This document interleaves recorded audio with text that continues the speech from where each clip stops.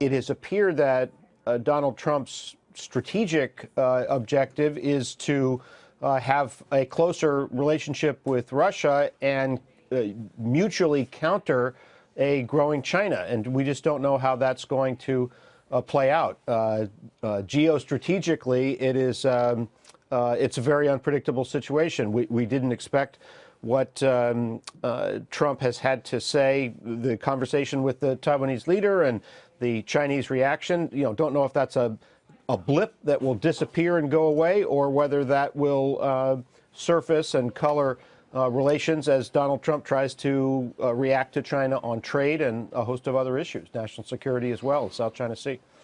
John, the other thing that came out over the weekend is, and it continues to be an issue, the issue of this ethics office and all of the submissions that are supposed to be made by nominees in advance of hearings. It appears that that is not the case. It now appears that there's been at least a letter sent from the ethics office suggesting that they've struggled to communicate with the Trump transition team. They are struggling to get the information, and historically, that information has been submitted prior to a hearing so that the proper questions could be asked. This time around, that doesn't seem to be the case at all.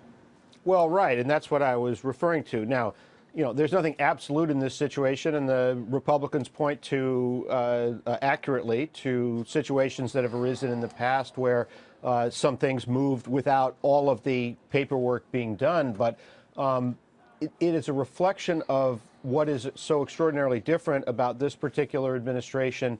The fact that we've got a businessman with a worldwide brand coming in, that he's appointed a lot of business executives who potentially could have conflicts as well.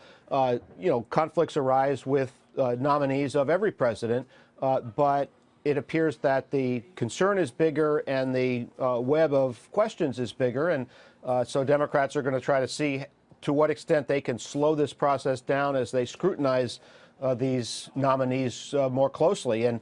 And what, as you just alluded to, Andrew, what makes it more extraordinary is that it involves intimate family members of the president, the president-elect. Jared Kushner, whether or not he takes a White House job, he was probably the most powerful single person in the Trump campaign, apart from the candidate himself. And so what business activities he engages in, or his company engages in, the same with Ivanka Trump and Donald and Eric, as they try to manage the president's business. All of these things are different in ways that we simply haven't seen before. Hey there, thanks for checking out CNBC on YouTube. Be sure to subscribe to stay up to date on all of the day's biggest stories. You can also click on any of the videos around me to watch the latest from CNBC. Thanks for watching.